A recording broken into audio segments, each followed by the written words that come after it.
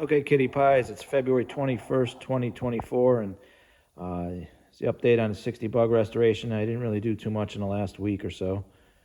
Had a lot of things going on. But anyways, tonight I thought I would seal up my welds, and I do it a little different than most people. I'm not a fan of weld-through primer, but I will paint the panels underneath before I weld them. But after I drill the holes, I'll get in there with a small screwdriver and scratch around bare metal.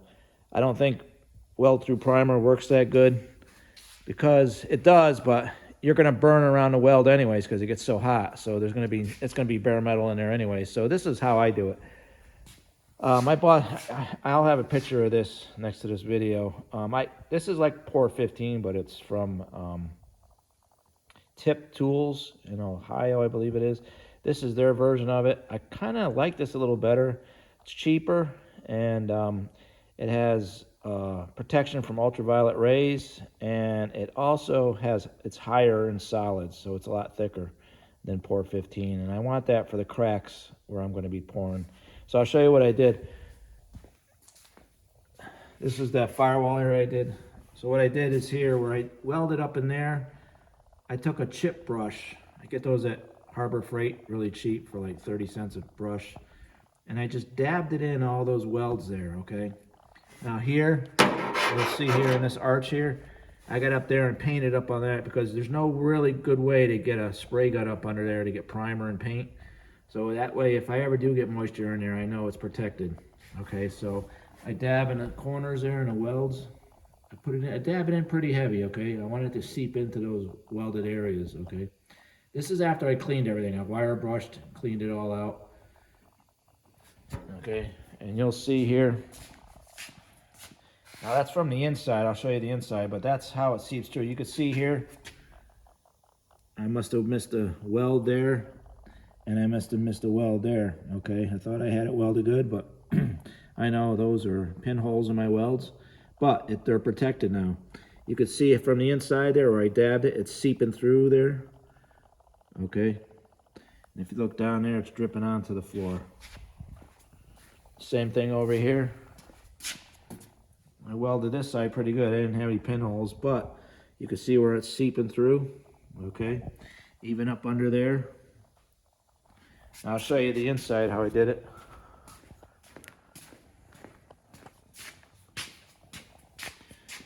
I got up under there, dabbed up all in those areas really heavy. Okay, I wanted it to seep through. I wanted it to run right through everything, all up and down seams there. Same thing over there. I did the whole bottom of the car and on the inside here. Okay, over there. Up where I welded those patches around the shock tower areas. I didn't do it from the outside, but I did it from the inside, so hopefully it will run out. And you'll see how much of it's running down out of the panels there. Same thing over here. Okay, and I got up inside these quarter panels where you can't really get. Dabbed it all the way up to the top of those wheel arches there.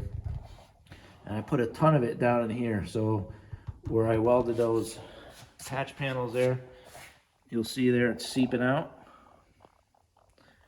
You see how much seeped out? So that's all protected metal now, hopefully, if moisture ever gets in there. I'll show you on this side too. You can see how in here where it ran out through all those cracks. Down here where it ran down through.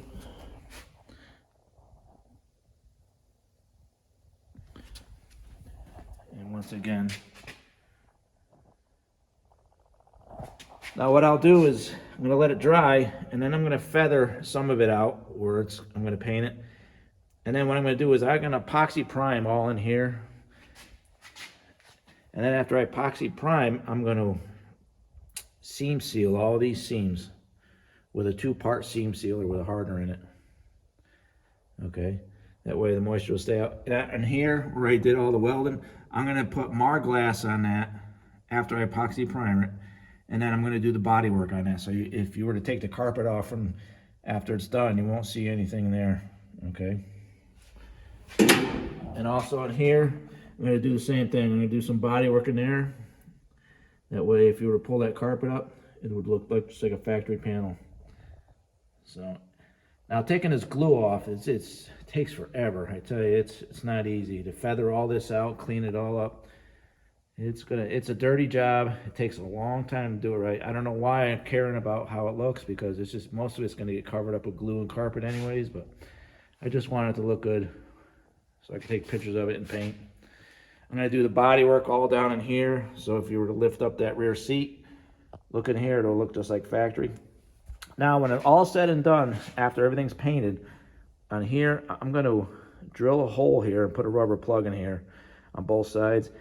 And 3M sells a cavity wax out of an aerosol can with extensions. So I'm gonna take the extension, put it up in here, so I can get cavity wax all up in this area here, because right here, I couldn't get that that paint there to cover this area. I painted it before I put that panel on, but still, I'm gonna put cavity wax in there after everything's all painted.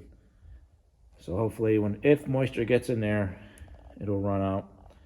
This is one of the most important steps right now, because if you don't do this, you could ruin your restoration in just a matter of months going down the road if you were ever to get moisture in these cracks. It gets in between the bodywork and the welds, and it'll raise havoc with you later on. And then all your hard work will be down the drain for nothing. So I'm going to put this up on a lift. I'm going to get up under here.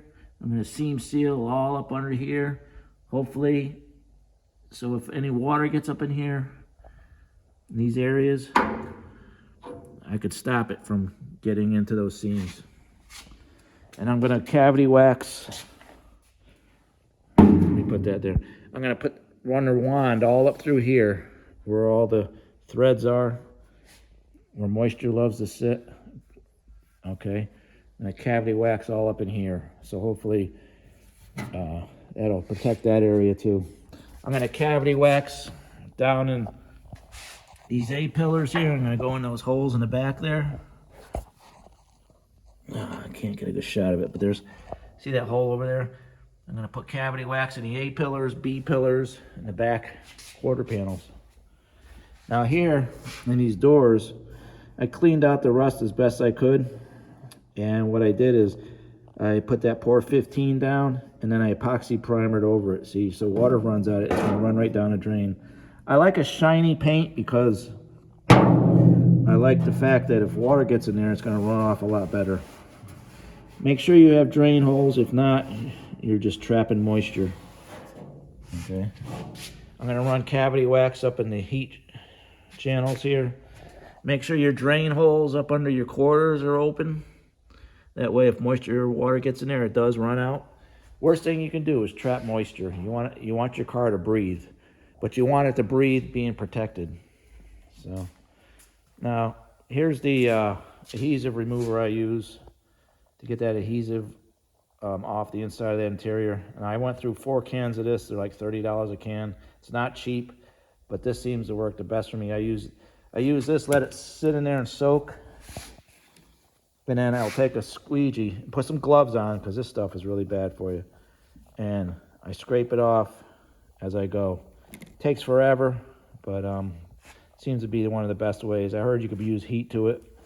Some people use heat, but I just use this stuff here. So, okay, Kitty Pies, just a quick update on the 60 restoration. And now comes all the hump work and body work time. Okay, Kitty Pies.